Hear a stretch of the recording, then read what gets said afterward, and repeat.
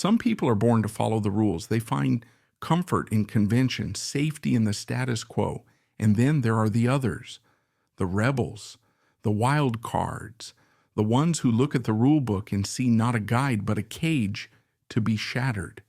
Now imagine the most restrictive, buttoned-up, corseted era in modern history, the Gilded Age, an age of ironclad etiquette where a woman's reputation was her most valuable currency. Into this world of suffocating propriety, a woman was born who would not just break the rules, but dance on their ashes. She was an heiress to one of America's greatest fortunes. But her real wealth was her untamable spirit. She collected husbands like she collected exotic art, wore tattoos when society ladies wouldn't even show their ankles, kept a boa constrictor as a pet, and threw parties that would make Caligula blush. She was accused of everything from hosting opium dens to plotting murder with black magic. The press called her a scandal. Her family called her a disgrace. But she called herself free. This is the absolutely wild, almost unbelievable story of Aimee Crocker, the original bad girl, the forgotten queen of Bohemia, a woman who lived a dozen lives before most people have even figured out how to live one. To understand just how radical Aimee Crocker was, you have to understand the world she was supposed to belong to. Think of the American Gilded Age in the late 1800s. It was an era of staggering wealth, but also of suffocating rules, especially for women of the upper class. A woman like Aimee was born into a gilded cage. Her life was predetermined from birth. She would be educated in the fine arts of being a hostess. She would make a spectacular society debut. She would marry a man of equal or greater fortune, produce heirs, and then spend the rest of her days as a beautiful, silent ornament to her husband's success. Her world was meant to be one of quiet luxury, of whispered gossip at tea parties, and of strict, unbending propriety. Individuality, passion, and adventure were not on the menu. Aimee was born in 1864 in Sacramento, California, into the very heart of this world, but with a Wild West twist. She wasn't an East Coast blue blood. She was a railroad princess. Her father, Judge Edwin B. Crocker, was one of the legendary Big Four, the tycoons who built the Central Pacific Railroad, a monumental feat of engineering that stitched America together and created unimaginable fortunes. The Crockers were California royalty. Aimee grew up surrounded by a level of wealth that is hard to comprehend, in a family that literally helped build the American West. But this golden childhood was shattered when Aimee was just 11 years old. Her beloved father died, and her mother Margaret, devastated by the loss, retreated into a world of grief and spiritualism, hosting seances and trying to contact her dead husband. This early exposure to both immense privilege and profound tragedy, mixed with a dose of the mystical and the macabre, would forge the unique, untamable woman that Aimee Crocker was about to become. From a very young age, it was clear that Aimee was not going to play by the rules. While other little heiresses were playing with dolls, she was exploring the back alleys of Sacramento's Chinatown, fascinated by a world her own class pretended didn't exist. She was a restless spirit trapped in a world of etiquette lessons. As she blossomed into a beautiful young woman, the pressure to marry and settle down mounted. She dutifully married her first husband, Porter Ashe, a man from a prominent San Francisco family. But the marriage was a disaster. Ashe was reportedly abusive, and Aimee was utterly bored. She didn't want to host stuffy dinner parties. She wanted to live. The marriage quickly ended in a messy public divorce, a huge scandal for the time. This first act of defiance set the tone for the rest of her life. Free from her first husband, Aimee took her inheritance and began her life's great project, the relentless pursuit of experience. She quickly married again, this time to a musician and bon vivant named Harry Gillig. With him, she threw herself into the Bohemian world of artists and writers, hosting legendary parties that shocked San Francisco society. But domestic life, even a wild one, couldn't hold her. Her soul craved something more, something exotic. And so in her late 20s, she did something truly extraordinary for a woman of her time. She left it all behind and set sail for the Far East. Now we have to talk about her decade in Asia, because this wasn't a vacation. It was a decade-long immersion. You have to understand, for a wealthy American in that era, a trip to the Orient was meant to be a sterile, curated affair. The guidebook was your Bible. You'd stay in the European quarter, sip imported champagne, and view the natives from the safe distance of a private rickshaw, maybe buy a souvenir from an approved vendor. It was about telling your friends back in New York that you'd been there, not about actually being there. Aimee had no interest in that. She tore up that itinerary and wrote her own. She didn't just pass through. She lived in Hawaii, Japan, China, India, and across Southeast Asia. And when she arrived, she didn't check into the Grand Hotel.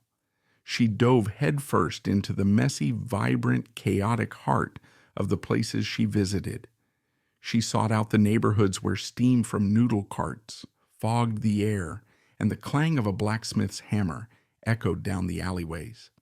This is where her personal legend, a mixture of fact and fantastic embellishment, truly takes shape. Born from the dust of the road, less traveled, because she didn't just observe these cultures, she dove into them. It was a full sensory assault. She breathed in the scent of incense and cherry blossoms in the temple gardens of Kyoto, finding a stillness there that Fifth Avenue could never offer. She learned to navigate the bustling, crowded markets of Hong Kong, haggling with merchants not just for a better price, but for the sport of it, for the connection. And she developed a taste for food that would have horrified her peers back home. Things with tentacles and spices that made her eyes water. She wasn't just collecting postcards. She sought out not just famous sites, but people. Years before it was a hippie cliche, she studied Hinduism and Buddhism with gurus in the Himalayas, long before the Beatles made it fashionable. This wasn't a fad. She was wrestling with the big questions, engaging in deep philosophical conversations that challenged her Western worldview. And then there was the ultimate act of immersion. She claimed to have been tattooed by a Japanese master who had also tattooed Russian royalty. Think about that. For a woman whose skin was supposed to be a pale, unblemished canvas of social purity, this was a shocking act. She was permanently marking her skin with the art of another world, making her journey a part of her own body. It was a declaration. This is who I am now. This is not a costume I take off when I go home. So when she returned, she brought Asia back with her, and not just in her memories. She amassed one of the world's most impressive collections of Asian art, but she wasn't just collecting objects. She was collecting experiences. Other tycoons of her era, the Rockefellers, the Morgans, they collected for status. For Aimee, each carved jade, each silk scroll, each serene Buddha statue wasn't a sterile museum piece. It was a memory. She could look at a statue and not see a price tag. She'd see the face of the monk who sold it to her. It was a tangible piece of a conversation she had, a place she had been, a person she had known. She was gathering the physical evidence of a life lived outside the suffocating boundaries of her birth, proving that she had truly been there, not just as a spectator, but as a participant. And what experiences they were. In her deliciously unapologetic 1936 autobiography, And I'd Do It Again, she recounts tales that sound like they were ripped from an adventure novel. She tells of a trip to Borneo, where she befriended a headhunting king who gave her a priceless pearl necklace. She speaks of escaping from a harem where a local potentate tried to keep her. Now, while historians debate the literal truth of these stories, they reveal a woman who was determined to live a life of high drama. Whether it was 100% true hardly mattered. She was crafting her own myth. And perhaps the most famous story from this period is about her beloved pet, a massive boa constrictor she named Ka. She claimed to have found the snake in India and brought it back with her, often wearing it like a living piece of jewelry at her parties, to the horror and delight of her guests. That image says it all. She hadn't just visited the wild parts of the world. She had brought the wild back home with her. After about a decade abroad, and a third husband, theatrical manager Jackson Garrod, she returned to the West, but she brought the exotic world she loved with her. She didn't just settle down. She reconquered society on her own terms and established herself as the undisputed Queen of Bohemia in San Francisco, New York, and Paris. To be invited to Aimee's home was to get a passport to another reality. Her homes were not just houses. They were museums of her adventures, filled with Buddha statues, Chinese opium beds, and priceless artifacts. Walking into her living room was like stepping onto a stage set. The air was thick with sandalwood incense, and you might find yourself sipping a cocktail while reclining on a Ming Dynasty couch, all while Aimee held court, a force of nature at the center of her own universe, and her parties became the stuff of legend. She wasn't just serving drinks, she was creating happenings. There was her infamous Come As You Are party, where she sent cars to her friends' homes in the middle of the night to bring them to her mansion, still in their pajamas. Can you imagine the chaotic glee of that? No pretense, no stuffy formal wear, just pure, spontaneous fun. In Paris, she hosted a soiree where the guest of honor was her snake, Ka, who reportedly slithered among the champagne glasses. She understood that the greatest sin was to be boring. Her social circle wasn't based on bank accounts, but on being interesting. That's why she cultivated friendships with other rebels and artists, including the writer Oscar Wilde and the composer Ignacy Paderewski. They recognized in her a fellow spirit, someone who refused to accept the dull, gray version of reality the world tried to sell them. She lived as if life were a grand piece of performance art, and she was the star. Crucially, this performance never stopped. And as she aged, she showed no signs of slowing down. At a time when women her age were expected to retreat into quiet grandmotherhood, Aimee was just getting started on her next act. In her 60s, she married her fourth husband, a Russian prince named Mstislav Golitsyn, who was 26 years her junior. After he died, did she retire? Of course not. She married another young Russian prince, Alexander Miskinov, when she was 68 and he was 28. The world was scandalized, which was precisely the point. It was her ultimate statement against invisibility. She was a woman who simply refused to become old, invisible, or respectable.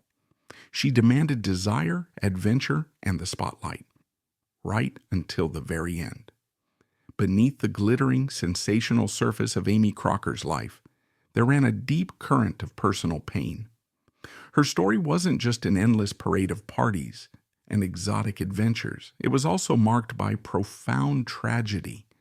The most devastating blow came in 1905. Aimee had 4 children from her various marriages, but she was particularly close to her daughter Yvonne Gouraud. Yvonne was a bright, vibrant young woman, the apple of her mother's eye. That year, while driving in a new automobile near their home on Long Island, Yvonne was killed in a horrific car accident. She was only 20 years old. The loss was absolute, and it shattered Aimee.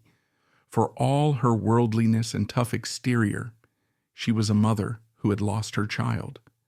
This tragedy is the key to understanding the woman behind the outrageous public persona. Some have speculated that the frenetic, almost desperate pace of her life in the years that followed, the constant travel, the endless parties, the ever younger husbands, was a way to outrun her grief. She was trying to fill an unfillable void. Her relentless pursuit of joy and sensation might have been a defense mechanism, a way to keep the darkness at bay. It adds a layer of deep human pathos to a life that could otherwise seem frivolous. She was a woman who had experienced the worst kind of pain, and her response was not to retreat, but to live even more fiercely, to squeeze every last drop of experience out of her remaining time on earth. Her own writings reveal a woman who was keenly aware of her role as a rebel. She had a sharp sense of humor about her own reputation. In her autobiography, she famously wrote, "I have never had time for what is called society. I have never been a social climber. I have always been a slider down, and a good one." This single quote perfectly encapsulates her philosophy. She had no interest in climbing the social ladder. She was having much more fun sliding down the banister, and her fascination with Eastern mysticism was more than just a Bohemian affectation. In a world that offered women only the rigid doctrines of Western religion, she found in Buddhism and Hinduism a sense of spiritual freedom and a philosophy that embraced the sensory world. Her quest was a genuine search for meaning in a life that had been defined by both extreme privilege and extreme pain. She wrote, "Life has always been for me a thing of joy, a luscious fruit, and I have had my fill of it." This wasn't just the boast of a hedonist. It was the creed of a woman who understood the precious, fleeting nature of life and was determined not to waste a single moment. When telling the story of Aimee Crocker, one inevitably runs into a fascinating problem. How much of it is true? Aimee was her own greatest myth maker. Her autobiography is filled with tales so wild, so perfectly dramatic, that they beg the question of their own authenticity. Did she really escape a harem? Did a headhunting king really give her his crown jewels?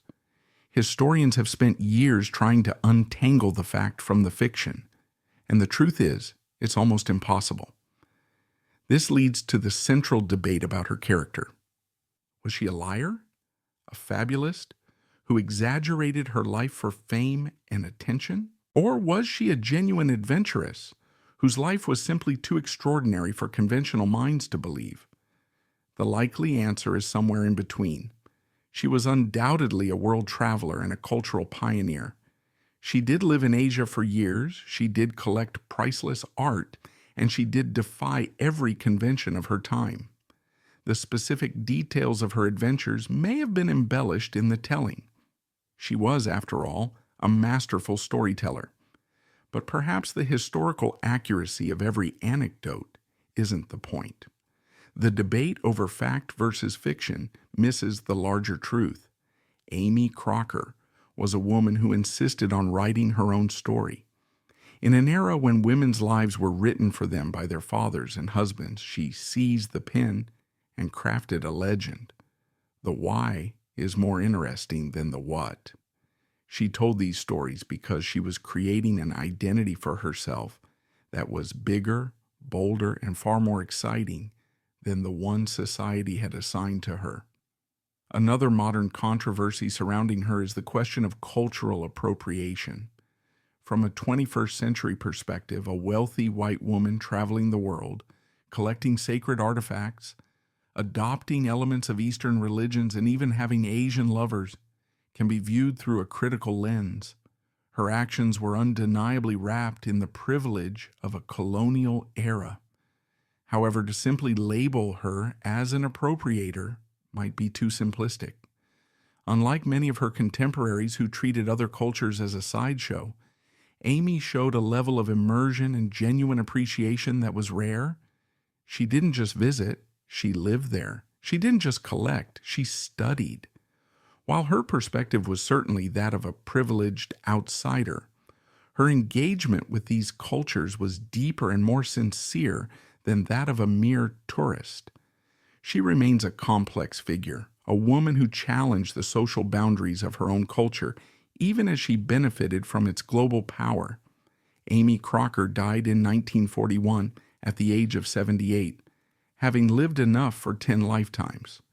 So, what is her legacy? She left no great political or artistic works.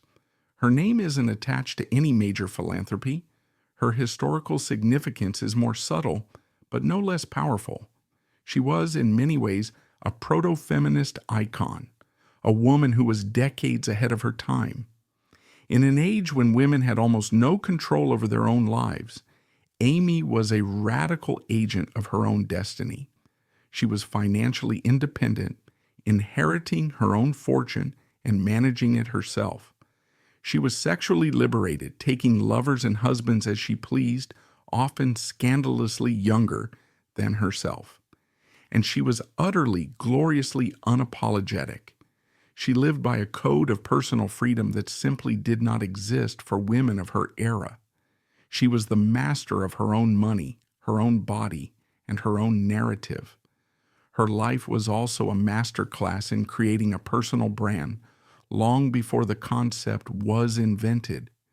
She understood the power of the press and used it to cultivate her image as the ultimate Bohemian rebel. The newspapers of her day were filled with breathless, scandalized accounts of her latest escapade. She knew that her antics were shocking, and she reveled in it. She turned her life into a spectacle, and in doing so she carved out a unique space for herself in a world that had no room for a woman like her. Aimee Crocker's fascination endures today because her story is a timeless testament to the fight for individual freedom.